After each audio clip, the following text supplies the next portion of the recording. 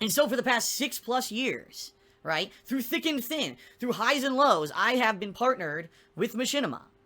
As the company that would put ads on my videos, and they make the ad revenue, and I get a cut of it, or I get paid per view. I've had various contracts with them. And there's been awesome things that machinima has done for me. They flew me to E3 in 2012. They flew me to E3. Over the years, they've helped me out with numerous issues with copyright strikes, with people stealing my content, with all kinds of stuff, okay? But after 6 years of this relationship with machinima, it has come to an end, alright? Now, today, like I said, I actually feel today exactly like I did in 2010. That day when I came home and I had gotten laid off from my job, alright?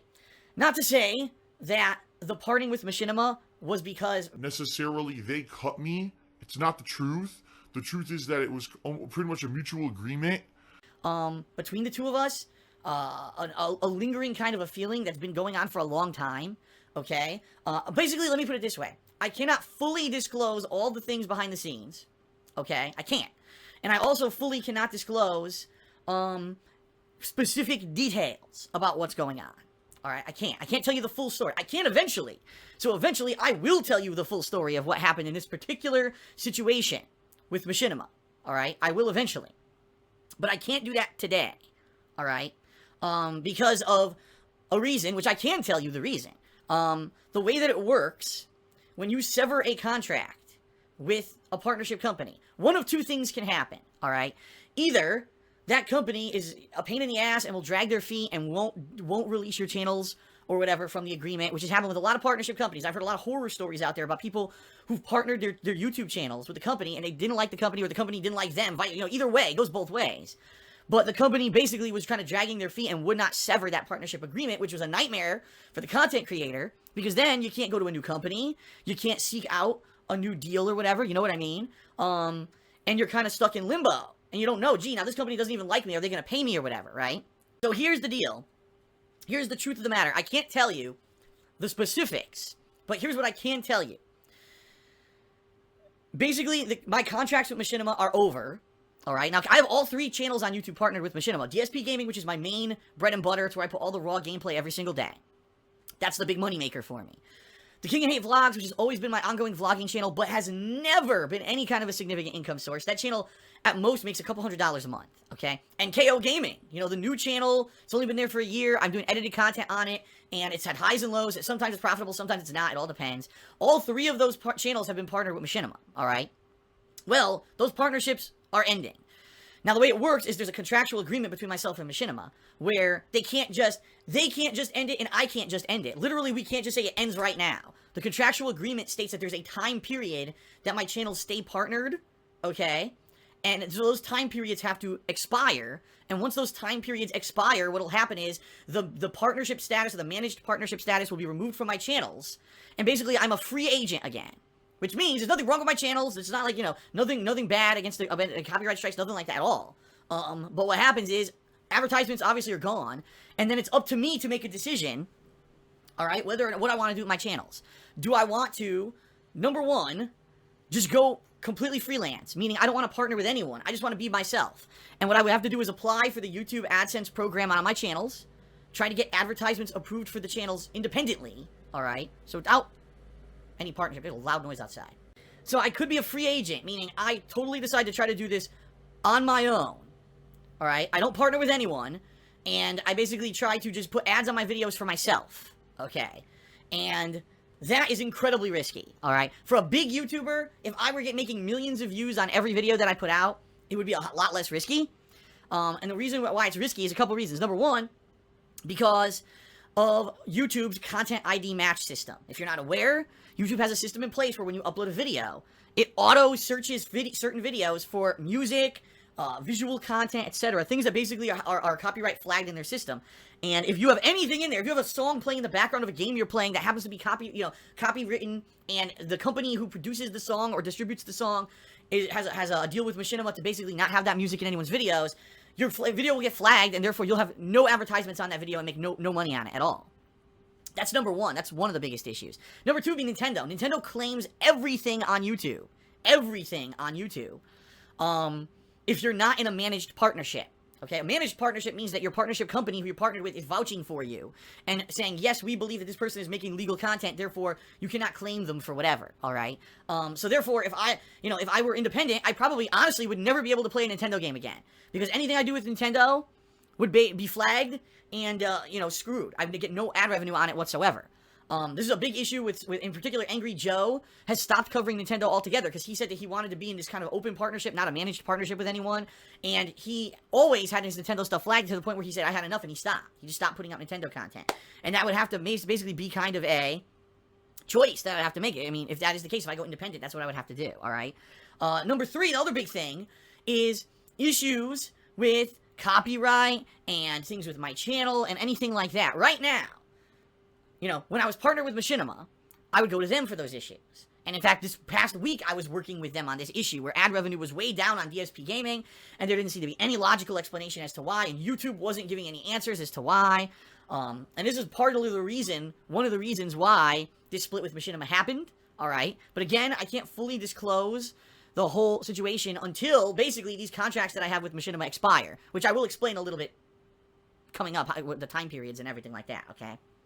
So, without a partnership with anyone, if I'm independent and I just put ads on my own videos, there's high potential that if a copyright strike comes through or whatever, that I won't be able to get help. I won't have a direct contact with YouTube. Yeah, there's an email address you can write YouTube for help, but more than likely they're just going to say, you just got to adhere to the standard copyright appeals process, which is 2 weeks, and yada, yada, yada. So there's a big risk. If I go into this, when these contracts expire with Machinima, if I just decide to go into this for myself and put ads on my videos independently, there's huge risk involved, all right?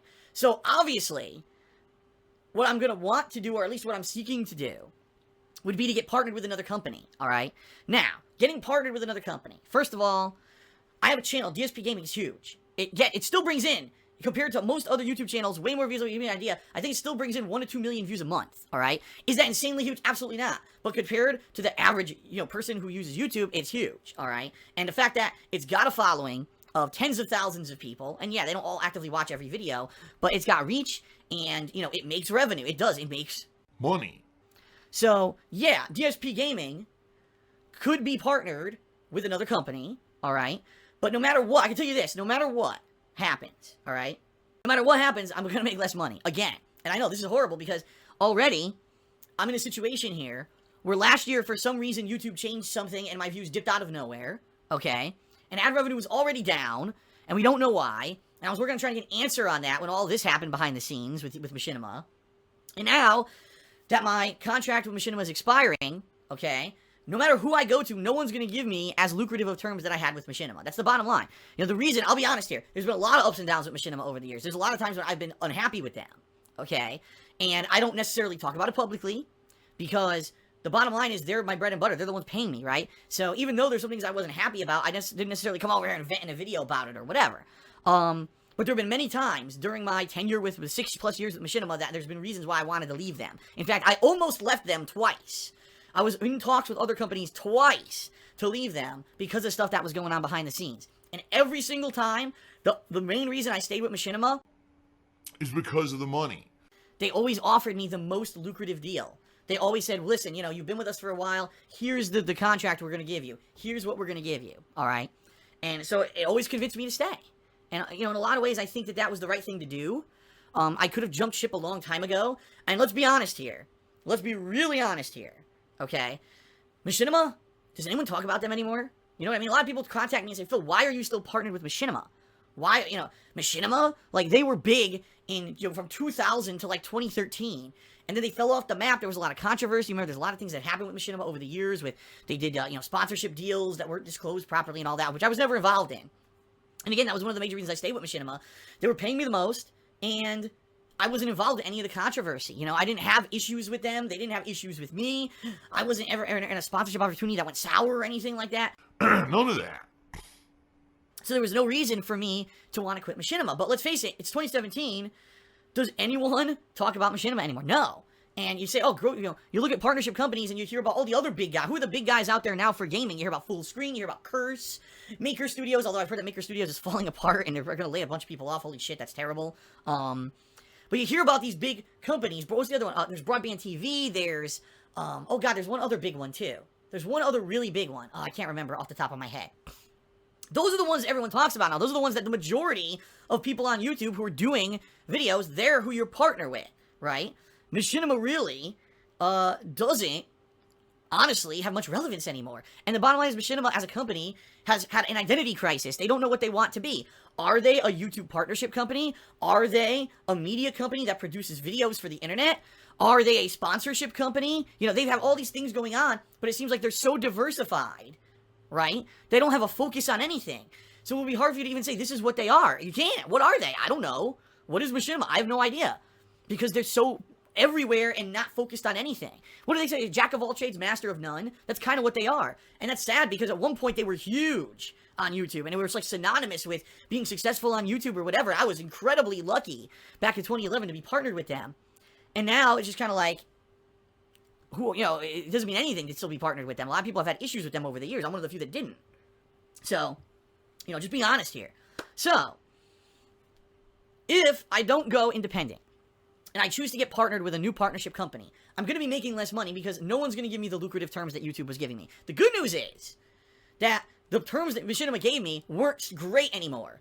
Over the years, when I first signed with Machinima, oh my god, they were giving me the world. They were giving me insane amount of money for the videos. They were giving me bonuses. Like I said, they were flying me to E3. And when I first got signed in 2011, they signed me, and then within like 6 months, they announced a bonus program by which they were going to pay me tons of extra money and all this stuff. And I was like, wow, this is great. Why the hell, you know, I'm so happy I went with them. And then they took away the bonus. They reduced that contract. They reduced that contract again.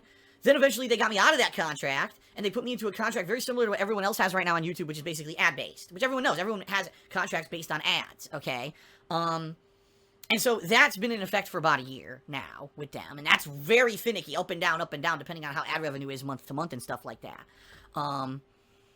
So, yeah, it's been wild with Machinima. It's been up, down, up, down, up, down. But really, at this point, the contract that I was in wasn't incredibly lucrative and or more than much more, let me put it that way, than what everyone else is offering anyway, okay? So for me, the move from Machinima to another partner company, honestly, is not a huge deal. Will it be a small amount of you know, money that's out of my pocket? Yeah, absolutely. A little bit of money is going to be lost here. But in the long run, you know, considering that these are other companies, there are big companies out there that are known for partnering gaming channels, and they support gaming channels, and they have relationships with gaming companies. That's one of the key things for me is, sadly, and I hate to say this, Machinima really, over the course of me being partnered with them, never provided me industry contacts, never really provided me with information in regards to gaming releases, and very rarely did they ever provide me with anything like an advanced copy of a game. And I know for some people who are partnered on YouTube, you're like, what, really? Yeah. Like, it was a rarity. It was through 2015,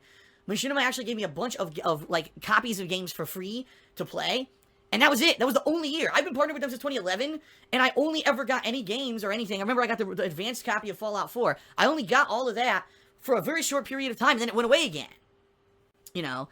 And it is what it is. You know, I think what it is with Machinima, and again, this might be with a lot of companies, I don't know, is that they don't have a focus of what they are. One day, Machinima might have this giant focus on, today we're going to have a team that's dedicated to our partners, and we're going to get our partners advanced copies of games, and we're going to fly them to E3, we're going to support our partners, we're going to post their videos up on our main Machinima channel. It's all about the partners. And then 6 months later, they completely get rid of that idea, they lay off all the people who are on that team, and you don't have contacts anymore. I'm not even kidding you. This has happened many times since I've been with Machinima, and I've talked about this before in the past, is that they restructure a lot. They're a very fluid company. They don't know what they want to be. So I might have a great relationship with them today, and then 6 months later something happens and I need help and I don't even know who to go to or contact because the person who I used to talk to is laid off, the team who I used to work with doesn't exist anymore, and it's like, what happened here? And this, I'm not even kidding you, this happened tons of times with them, okay? So for me, it's like, it was such a weird relationship. I never felt like when I was partnered with Machinima that I never had a direct line of contact or anyone who I could really talk to about issues. The few times that I did have it, that person would be rotated around or shifted or laid off within a few months, which is pretty crazy. You know, this is my livelihood, this is my job, but I have no one to talk to as a contact. They have, you know, they expect me to put in a generic log or something into an automated system and hope that, you know, someone would respond to it in a timely manner, which a lot of times you wouldn't get a response for 1 to 2 days, and if it was an urgent matter, or urgent matter, you know, what the hell? Sitting on a copyright strike for 2 days before I even get a response. Not very good, right? But then there were times when it was great. See what I mean? So for me, looking for a new partnership company, I want a company that basically at least has an understanding of the industry and will have contacts and maybe would be able to get me advanced copies of games. Things that are commonplace from what I've heard from people who are partnered with other companies that I never had with Machinima, right? That's what I would look for in a partnership company. I would look for one that obviously is going to pay the industry standard, which everyone is doing pretty much at this point. Almost every company, when you sign up with them new, they're doing exactly the same thing, okay? So that's really not an issue when it really comes down to it. It seems like everyone's going about it the same way and paying about the same amount, and it's not that big of a deal. But really, for me, it would be, can I have someone who, if I have an issue, I could talk to, right? Or if there's a big new game release, maybe I could get the game a couple days early so that maybe I could do some advanced gameplay of it. Because like I said, especially with my way I want to do my schedule moving forward, I want to have a day off a week. So maybe I could play a game early and have videos to have go live that week or whatever. You know what I mean?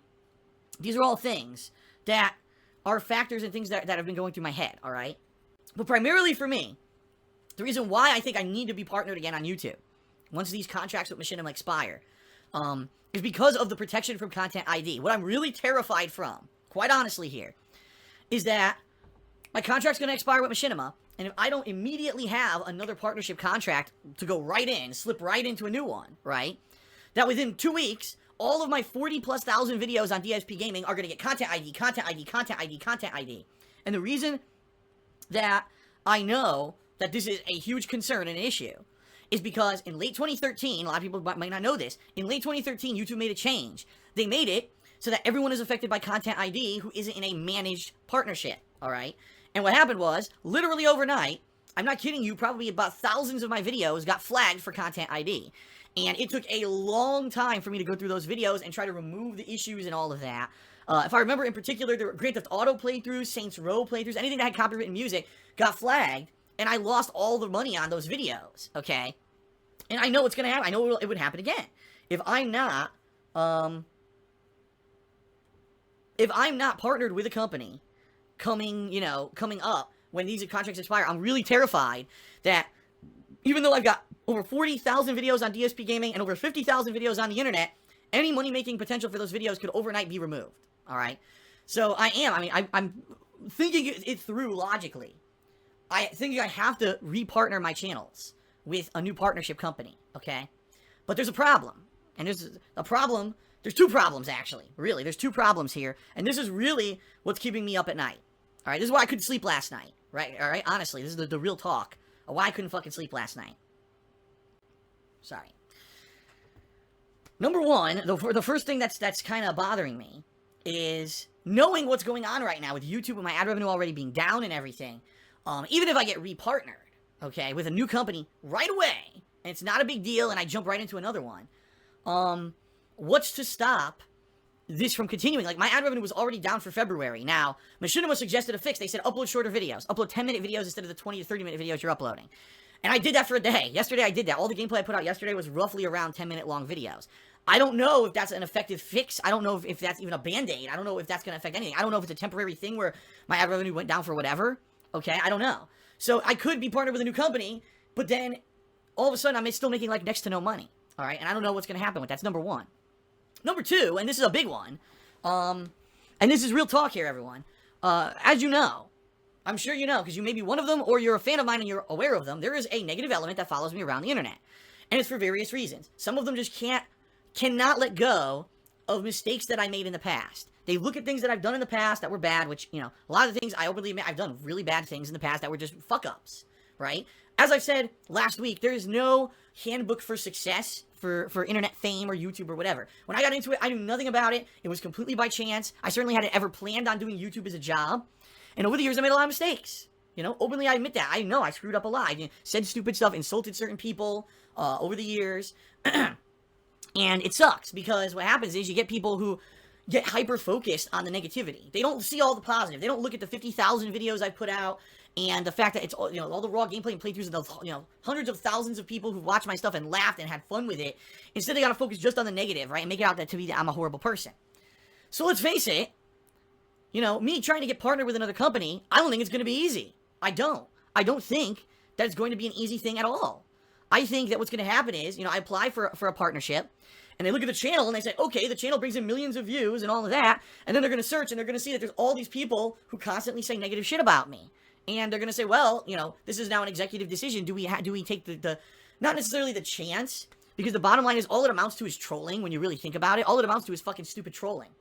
People trolling my videos, trolling the comments, you know, stuff like that. The bottom line is the false copyright issues on YouTube are done. Like, those are gone. You can't really do false copyright strike things again anymore, because YouTube has put safeguards in place to stop that, which is a great thing. So, what I'm worried about, and this is real talk, okay? What I'm real worried about is that a company, any company, would look at me and say, well, here's a guy who's been on YouTube for 8 years, made a living for 6 years with his current partnership company, they had a falling out or whatever, he still brings in big views, but there's this negative element that follows him around. And by God, have I tried. I mean, just think about all the things that I've done over the years to try to get, first of all, I've outright said I want nothing to do with it. I know there's fucking weirdo groups that follow me around and shit. I don't want anything to do with it. I don't bring it up unless I have to, unless there's a reason that's directly affecting myself or my content. I never bring these groups up if I can help it. But when I see shit, like, for example, just the other day, alright, I see people trying to tweet Twitch support to get me kicked off of Twitch because every once in a while I mention bits.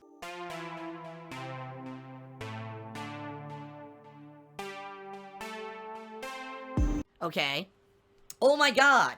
Oh my god. Phil mentions bits, that's asking for bits, and that's not allowed, and we have to fucking spam Twitch like crazy to try to get Phil kicked off of Twitch because he's making money on Twitch, right? Now keep in mind, almost every fucking Twitch streamer mentions that. Most Twitch streamers mention it way more than me because they're constantly giving thank you shoutouts during their content, alright, for bits, which I don't do. I don't interrupt my videos, I don't interrupt my content, I don't do that, alright? I'm here to give you gameplay, and all that other stuff is periphery, so if you support me, great. I'll take time out during a break or at the end of the stream to give you a thank you, but I'm not going to interrupt the raw content of gameplay, which is why you're here, to give thank yous, right? And constantly be promoting bits, give me bits. No, I do it for one small segment before I start, and that's it. So, but that's what I mean. People behind the scenes going, oh, we gotta get kicked off of Twitch and shit like that. And this happens all the time. So, you know what's going to happen, no matter who I get partnered with. These people, this element, are gonna go, and they're gonna go to their social media, and they're gonna go everywhere, and they're gonna spam and attack, and do stupid stuff, and say that I'm a horrible person, and how could you partner that guy? When in reality, those who have followed me for 8 years, and those who have been along the ride, those who actually watch my videos, and know the actual stories behind the spin that they put on it to make me look bad, know that none of the horrible things that they say about me are factually true. That what they've done is they've taken maybe a small thing, and spun it completely out of proportion, or took it out of context. You know what I mean? Oh, well, those people just take those videos of Phil, directly what he says, and that's how they make him look bad. Yeah, but they don't put it in context. That's the point. Anything said out of context could make you look bad. If there's a specific situation going on, and I make a statement that normally if you just say the statement sounds weird or sounds inflammatory, but if you put it in context of the situation, right, then it makes sense. But that's the thing. People don't have time for context on YouTube. They take that little out-of-place thing, that snippet or whatever, and they spin it into something insanely negative. So, what I'm honestly really nervous about is, yes, I will, you know, I'm going to seek, obviously, partnership with another company. And I'm seeking a company that's going to work with me, that's going to have a good relationship with me, that we can work together, you know, on stuff. And, you know, that's kind of, again, that's what I was missing from Machinima. I never really felt like we were a team, we were working together to be successful. It was more like, well, you're partnered with us and we put ads on your videos, now you're off on your own. And that's not a way to operate, in my opinion. In my opinion, you know, it should be a team. You know, you're working together to be successful, and you try. If you need help, you can get it. Maybe sometimes you can get into promotional events, or you can get advanced copies of games and stuff like that. You know what I mean? And I never really had that, so that's what I'm looking for. But I'm terrified, honestly, that when I go and I try to partner with a new company, that they're gonna immediately look at the negative element and say, well, yeah, you got money-making potential, you've been on YouTube for a long time, you've got a hardcore fan base that supports you, and you're gonna get views, but you've also got this big negative lump over here, right? And are they gonna want to deal with that? You know what I mean? And I'm nervous. I am. I'm really, really nervous. Because I can't control that. There's no way that I can control that. Right? I can't control that big negative element. I've tried my damnedest. You know, if anything, you would think that embracing this is how you don't play and understanding that at its heart, that this is how you don't play movement when it started, was meant to just basically make fun and laugh at how bad I am at games and to show that, you know, I'm pretty much, you know, when I'm playing a game and I'm sucking, in particular those original ones, some of the worst games I ever, I ever did better. Not the worst games. Some of the games I did the worst at, like the Metal Gear Solid series, right? All that. Oh my god. I mean, I didn't put any effort into trying to figure out how to play those fucking games. I just flubbed through them, and I sucked at them, and people spun that into a hilarious movement. And I get that. That's why I've embraced it. That's why I'm saying, okay, you want to get your video featured, put it on my channel. I'm okay with those kind of videos. But the thing is, then look at what it's become. This huge and nasty thing where people are personally insulting myself and my girlfriend and my family and everything I've done on YouTube, and they make up slander and, basically anything to make me look like a horrible human being. In a lot of ways to hurt me, because that's what it is. A lot of these videos and or the things that people say about me are intentionally done to be slanderous to hurt me. Not to laugh or to make fun or to make me try to improve like a lot of people claim, but a lot of these things are there to hurt me. So I'm nervous that a partnership company would look at me and say, well, tons of potential, right? Tons of money-making potential, but there's this negative element that comes with it, and we don't know if we want it. You know what I mean? Not to say, again, that it's ever going to really rub off. Just think about it. In all the years that I was partnered with Machinima, did being associated with me ever rub off negatively on them or do anything bad to them? No. It had no effect on them whatsoever, and it won't. No, whatever partnership company, I would end up with, it would not affect them at all. It's just stupid trolling. People tweeting them stupid shit. You know what I mean? And, leaving dumb comments and stuff. That's all it amounts to, is that there's movement of people who are going to troll. And that's really all it's ever really been. But there's some companies that don't want to deal with that kind of shit, right? So what I'm hoping is that kind of talking about this publicly and explaining my situation to everyone here, that hopefully, someone out there watching this video or this stream, okay, maybe you work for one of these big partnership companies, or a partnership company that's willing to, take a shot, all right, that you would, talk to them and maybe have someone contact me and give me a chance, because I'm nervous. I'm very nervous right now of what's going on, because I only have a limited time. And just to give you an example, all right, because basically this is going to affect everything. Right now, you might be saying, well, Phil said he still needs contracts with Machinima. What's the time frame? Well, first of all, it doesn't, the King 8 Vlogs and KO Gaming, it doesn't matter. Those contracts are going to expire soon, all right? But it doesn't matter, because I wasn't really making money on those anyway. If both of the partnerships go away on those and I never partner them again, I'm out a couple $100s a month. That's not a big deal. DSP Gaming is the focus. DSP Gaming is the channel that needs to be partnered ASAP, because, as you know, that's the one I'm putting out the continuous gameplay and all of that, okay? And if that doesn't get partnered right away, what am I going to do? Like, you could say, oh, well, you could put the videos on KO Gaming. Yeah, I could for maybe a couple weeks, but then that partnership runs out. So then what do I do? You know what I mean? Like, I need to have something in place right away, because I'm nervous of what's going to happen here. You know what I mean? So, the deal is, and this is being real, I need to find a partnership company. If I'm going to keep doing this, right? Even if I'm going to start doing this part-time, let's say eventually I'm not going to do this full-time anyway, and I end up getting a job or whatever outside of YouTube, and I do this part-time, I still need to find a partnership company for DSP Gaming very quickly. I'm talking a matter of days, all right? So, what I'm saying is kind of I've already applied to a couple of them, but more than likely what's going to happen is going to go to their standard process or whatever, which I know what's going to happen. They're, like I said, they're going to look at, oh, there's good money-making potential, but wait a minute, I searched for him on the internet, and here's all this negative stuff about him, right?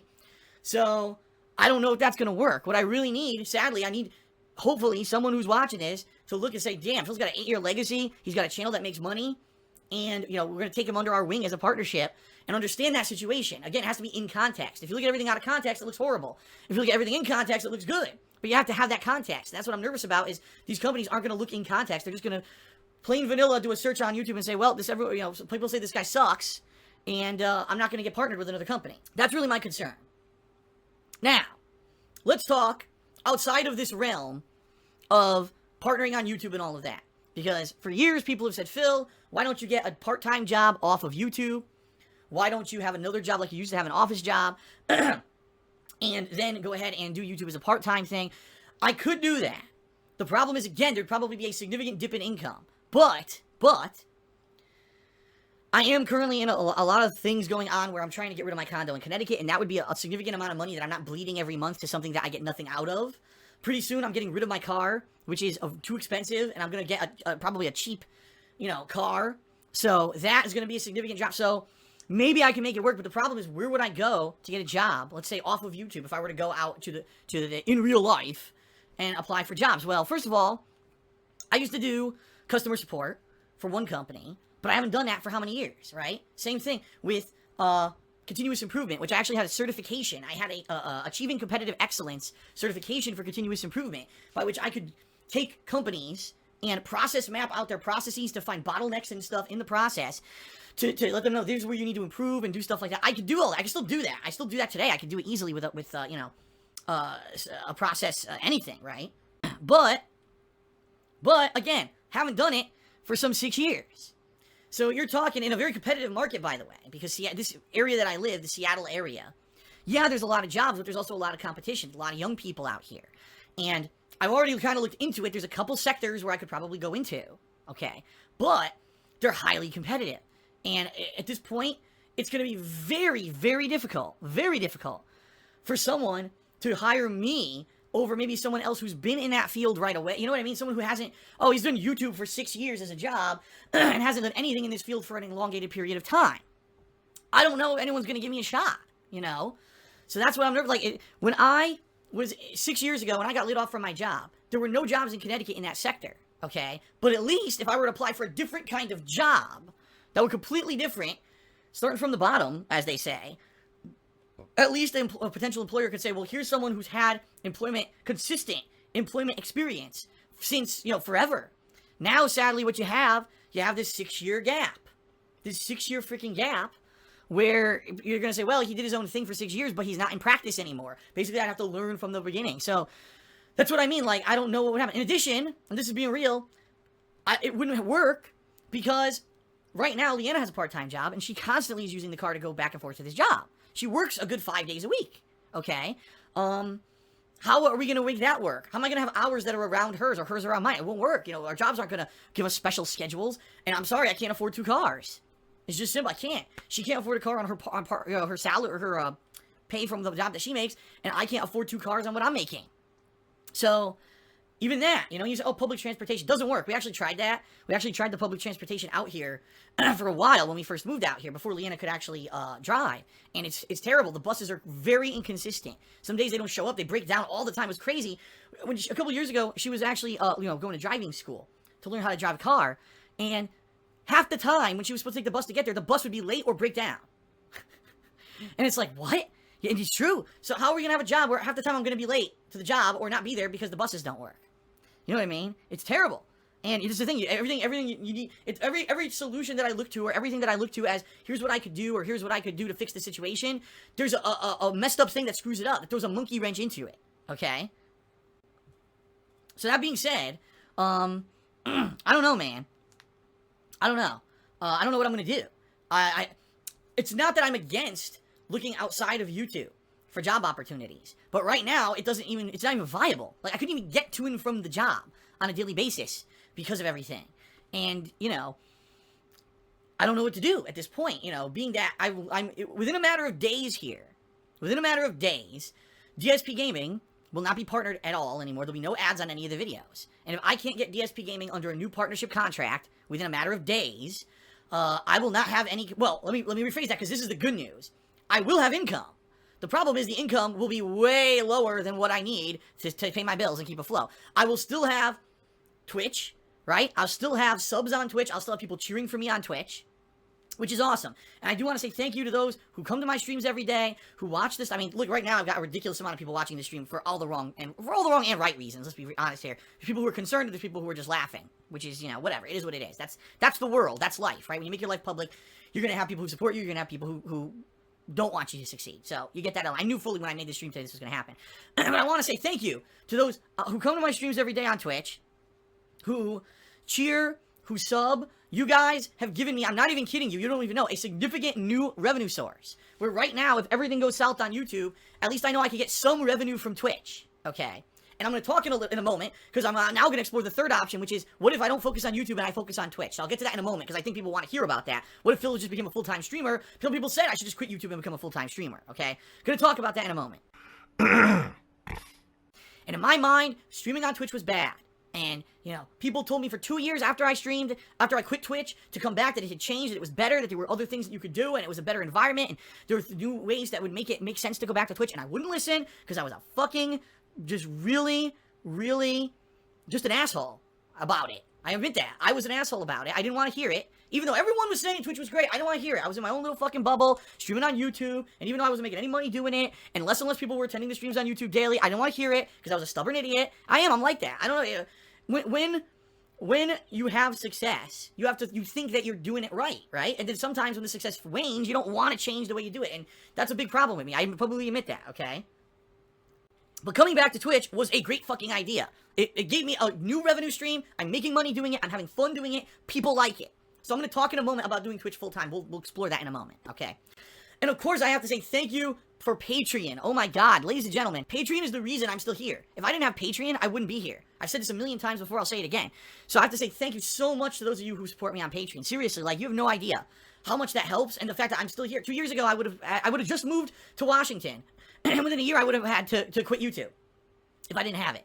So even if, in this week coming up, I don't get immediately partnered with a new partnership company, okay, I'm still gonna have revenue. The problem is, it's not going to be enough to even pay my bills. Like, I know it won't. I will have to pick and choose what bills get paid and what don't. And my credit is going to be terrible. And it's not going to be a good situation. Let's put it that way. It's just not. It's not going to be a good situation at all. All right, let's talk the third option. The third option is going all in on Twitch. All in. Meaning, yeah, I still have YouTube. And yeah, I'll maybe upload videos to YouTube or whatever. But YouTube isn't my main focus. I really try to primarily focus on being a Twitch streamer. Now, here's the thing. First of all, I don't know, if I could even do it. And what I mean by that is, from what I've heard, I don't know, because I've never done Twitch full-time. For me, Twitch is 3 or 4 hours a day streaming, and that's it, right? From what I would understand, people who stream full-time, they really kill themselves. Alright, like, they are streaming, some people, 8+ hours a day, constantly, alright? The stream, like I've said, but isn't focused on the gameplay. The most popular people who stream on Twitch today, the streams aren't really about the games they're playing. It's about the personality of the streamer. It's about interaction with the stream chat. It's more about that, alright? So potentially, what this would have to be is I would have to stream on Twitch, and when I'm streaming, number one, doing a ridiculous amount of streaming. So doubling down. Instead of right now, streaming 3 or 4 hours a day, and then doing other stuff at night, all that would have to go away. So that would be it. No more KO gaming, folks, because I wouldn't have time to review games. It would be me streaming all day, every day. So it would be 3 or 4 hours of streaming, take a break for dinner, and then another 2 or 3 hours of streaming after. So it would be 6 or 8 hours of streaming a day. All right. The amount of content, all right, that I would, or the type of content, excuse me, that I put out would have to change.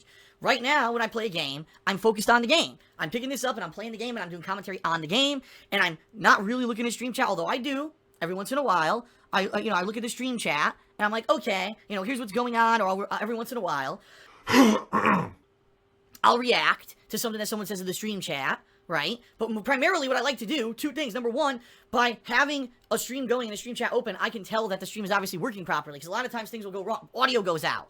Now, I can't tell that. Just sitting here and playing or streaming, I can't tell that. If I look at stream chat, they'll all say, Phil, the audio's out, and oh shit, and then I'll go try to fix it. That's number one. But number two, I love to see the live reactions. When I say something or do something, when I'm playing a game and something happens in the game, I love seeing the live reactions that happen, okay, from between me and my audience. I love that live interaction. You don't get that on YouTube.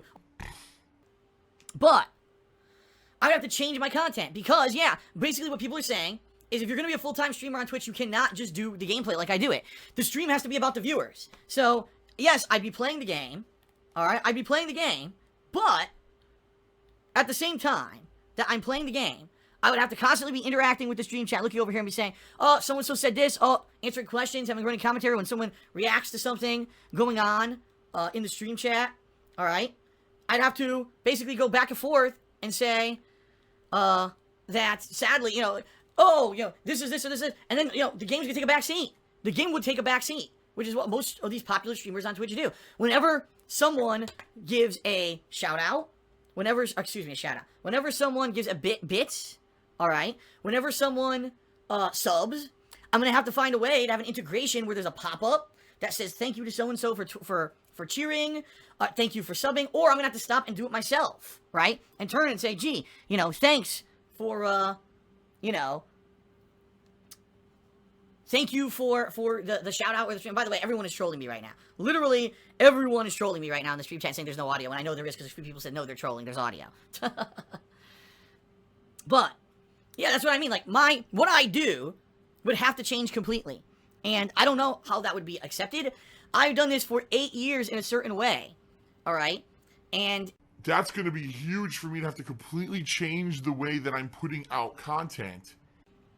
for a new audience, really, because what I'll be trying to do is appeal to a wider audience, to the common Twitch viewer, and say, come on in, my content's completely changed, it's a more interactive deal now, and, you know, it'd be different. Now, again, what would happen here, if that were to be the case, and that's what I did, okay, and I became a full-time streamer on Twitch, alright, my YouTube presence would probably dwindle. Because the bottom line is, yeah, people love to watch me do games on YouTube, but when you see the videos I'm uploading to YouTube become me interacting with chat 95% of the time and not really a focus on the game I'm playing, people are going to lose interest. They're going to say, well, I've watched Phil since 2008 because he plays games and he does playthroughs, and he's there, and this is going to show me a raw example of what the game is like, right, and his reactions to it. When all of a sudden that changes, more than likely I'm going to lose a lot of viewership on YouTube. So it's kind of a double-edged sword. I might go up on Twitch, right? I might actually start getting more people coming in and, you know, and doing bits and cheers and subbing to the channel, and the Twitch situation could be great, but then my whole YouTube situation could end up not being so great, okay? And that would be bad. Because, yeah, I mean, I don't want to, obviously, no matter what, if I stay on, if I do decide to do Twitch full-time, okay, yeah, then, I'm gonna still keep YouTube. I'm not gonna get rid of YouTube. That'd be ridiculous, because you can't just stream everything. You gotta have videos at multiple platforms or whatever. You gotta diversify. But, would it be enough? Would I be able to get, within, say, a couple weeks, that's the other thing, too. This would have to be within 2 to 3 weeks of me doing this on Twitch. I would have to have an audience that's coming back consistently, that's cheering consistently, that's, you know, subbing consistently, that's participating, so that I'm making the money that I was making on YouTube. Right now, the money that I'm making on Twitch is good, but it's nowhere near what I was making on YouTube at all, okay? I was making way more on YouTube, but it's good because I got Twitch, I've got Patreon, and I've got YouTube, so between all of that, I'm able to make ends meet. That's kind of the deal with me right now. I don't know what I want to do with my life, with my future. I'm in a situation, a unique situation here, where there are many options, but none of them are glaringly the right option to take. And it's a very risky venture no matter what I do. I'm already making shorter videos, so hopefully that'll fix the ad revenue problem on YouTube. And moving forward. Obviously, that's the best case scenario. That's the best case. But I don't know if that's going to happen. If you work for one of these big partnership companies, if you know someone who works for one of these big partnership companies, and, you know the situation, and I'm in trouble, I need help here to try to get DSP Gaming partnered, if you could reach out, I'd appreciate it. Alright? I will, on my own, apply to these companies. But that doesn't mean, you know what I mean? That's going to go to their standard process, which, like I just said, I don't know if these companies are going to consider partnering DSP Gaming with the current climate. Alright? So there's big risk involved there, and I'm nervous about it. I want to keep doing this as a living. I don't really have any other options at this point. I don't know what I would do if I can't pay the bills. You know what I mean? If I can't pay the bills and I can't pay my mortgage and everything, already I'm trying to get rid of the condo in Connecticut, but that's awful. I mean, this is a really bad situation right now, all right? And it's not like I have rich parents that I can ask for money all the time. I don't have anyone who can really help me out in this situation. So I either need to get DSP Gaming partnered right away within a couple days here, or I need to find another solution really quickly. And by the way, another thing about finding a job in real life, I'm not going to get a job really quickly. It's probably going to be months and months of job search. So in a way, that's not even viable either. It's really, my choices here are get DSP Gaming partnered again right away, or go into Twitch streaming full time. Those are really my options, okay? Teespring was working with me to set up a merchandise shop. Nothing to do with it. Like, it wasn't like, oh god, things are going wrong with YouTube and Machinima, I need to set up a merchandise shop. That's not even what really happened. Like, it all just kind of came together at the same time, and it's so weird. But I got a merchandise shop up. Check it out. You know, there's the link. It's live. Already a bunch of people have bought stuff, which is cool. And yeah, that obviously helps me. In fact, before this happened, I ordered 2 shirts. So I'm actually going to have 2 shirts from this shop to show off in videos coming up soon, to show you what they look like in real life. But obviously this happened before this whole situation here, and what the hell, what timing, right? That's obviously one cool way. If you want some cool merch, by the way, way better than the stuff that I ever came up with. Take a look, it's all fan submitted. Cool logos, sayings of mine from over the years, artwork, cool stuff. And people seem to like it, so check it out and give it a look, alright? I have had a great life these past 8 years on YouTube doing this for a living. I'm happy that anyone watches my content and enjoys it, and that there's people out there that got meaning out of it, okay?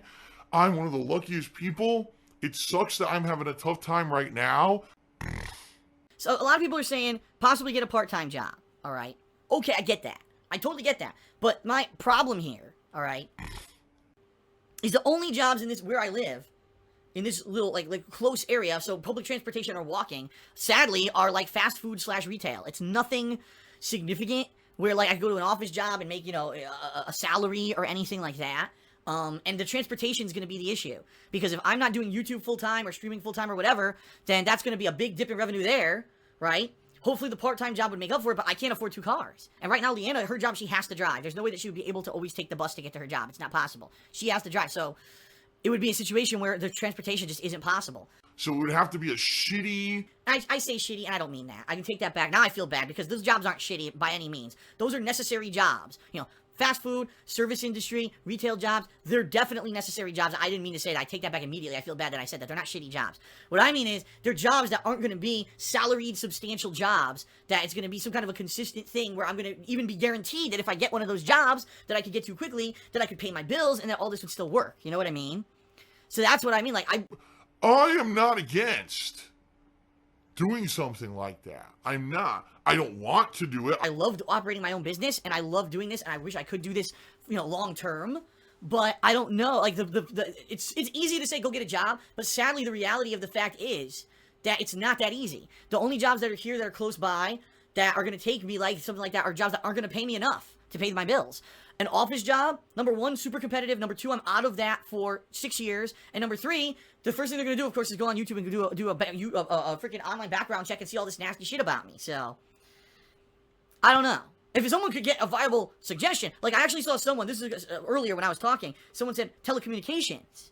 I don't know about telecommunications. What could I do, possibly? I don't know. I don't know about that industry at all. Like, stuff either on the phone or online so I could work from home. I don't know anything about that industry. I don't.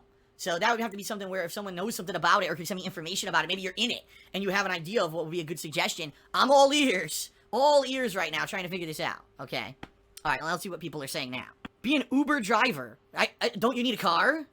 I don't know. Again, I don't know. Uber drivers, don't you use your own car? Again, I'm not going to have a car all the time. Oh, and the other thing, by the way, which I should bring up, I can't drive on the highway.